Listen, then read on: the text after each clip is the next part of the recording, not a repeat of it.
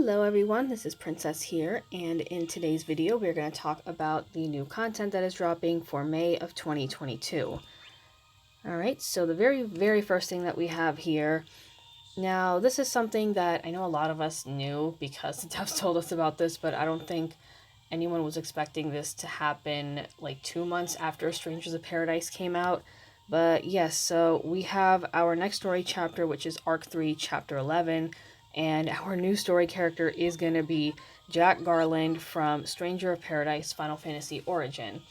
So he is getting, not only is he getting like the full kit, he's also getting a burst, which the showcase for his burst was already shown, and there's already been like different videos of like his of his skill sets and like different team comps around him, and he's pretty freaking busted, but he's also a lot of fun too.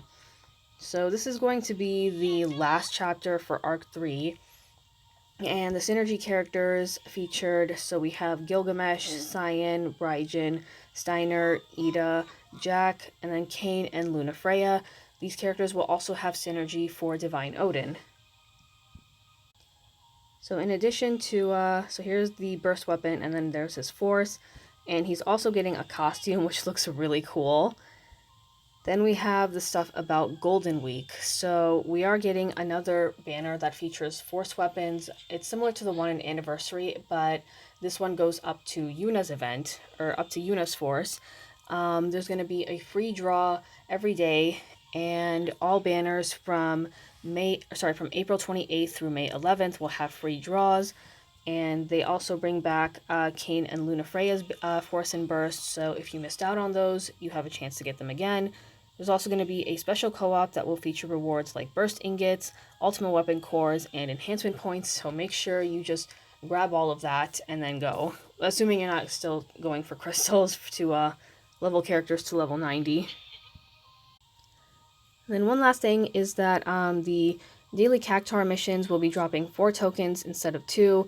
We also have ×3 cycle quests for crystals and for Gil. There's also going to be a lot of panel missions. There's going to be some specifically for Jack as well, kind of like when Lunafreya came out. And we also have the, oh, sorry, my throat there for a second. We have the Carbuncle quest going on, and then the usual gem sales. So over here, this was just the stuff mentioned earlier about Divine Odin.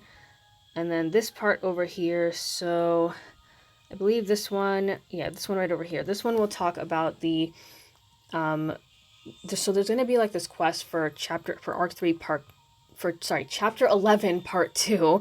There's going to be a quest that will involve 6 characters, and it's supposed to be something similar to the 6 warrior quests. I just know that I think when Part 2 comes out, this will also be by the time when Rydia gets her force. If you haven't watched the Ope, then it does go into detail about some of the, about what to expect for the first half of May. So then we have our next event character, and apparently this is someone who's interacted with Golbez and Cecil, and right off the bat I know that this is Fusoya from Final Fantasy IV, and I'm pretty excited about this. I did enjoy using him for a little bit when you got to use him for a little bit in 4, so going off how he was in that game, he's going to be either magic DPS or magic aura bot. That's just my guess, but we'll just have to wait and see. Alright, so moving on, we have our next Intertwine Wills. So the first one is going to be for Beatrix, and then the second one will be for Machina. The Ope mentioned that Beatrix will be getting a force, and for some reason her force partner is going to be Snow. I have no idea what these two have in common, but I feel that I feel that she should have been paired with someone like Agrius because they both use Save the Queen. So we don't know like what Machina's force is going to be yet, but we know what it's going to be for Beatrix. This one, I'm not sure what this is supposed to be about. I'm assuming this is some kind of lottery or some sort of giveaway, but yeah, I don't know much about that. Alright, so now on to the producer notes. So starting with character reworks, Gilgamesh gets a rework on April 28th. And then on May 6th, it will be Beatrix and Lightning. And man, Lightning really needed a rework, so I'm hoping this one's going to be good. May 11th will be Rydia and Furion. On the 16th, it will be a new burst character, an Onion Knight, and then on the 25th, it will be Siren. So then this bit over here, this is in regards to calls. So call placement is now going to be based on the party and not the character. So in other words, the calls aren't going to be strictly to one character. Anyone in the party can use that call. So it doesn't have to be used by one person. And I'm really glad about this because this has ruined some of my Shinryu runs. So hopefully this kind of makes the runs easier. And then the last bit we have here, so this is in regards to burst weapons. So now burst weapons can get a rework, and the first character who's going to get their burst reworked is going to be Onion Knight. And then we have our monthly gifts. So we have 6,000 gems, 20 tickets, 20 power stones, and 5 armor tokens. These will be available from April 28th through May 5th. So make sure you pick them up at the appointed time.